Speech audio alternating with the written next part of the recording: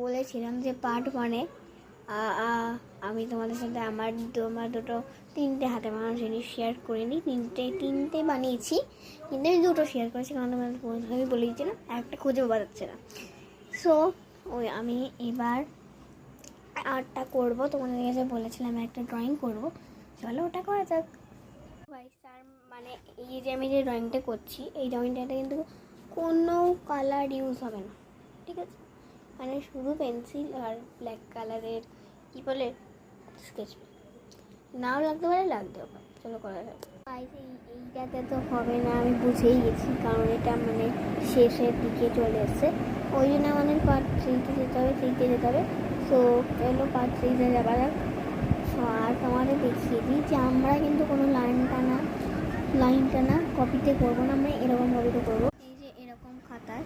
আর আমি কিন্তু অনেকদিন আগে একটা জগন্নাথ দেব এঁকেছিলাম, কারণ এইরকম এটা আমার শেয়ারও করা হয়ে গেছে।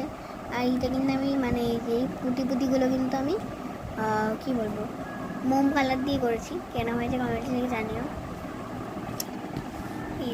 এরকম খাতায় কিন্তু করব।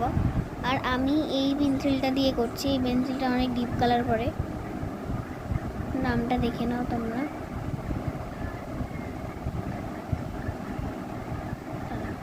বোঝা যাচ্ছে না তো, দাঁড়াও গাইস, এবার দেখো পেন্টনিক, দেখো দেখতে পাচ্ছ।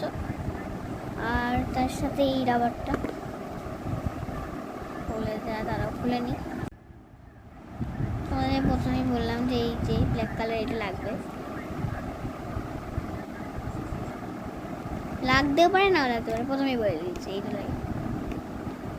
এই 3টে দিয়ে আমি করবো, সব কিছু লাগবে না।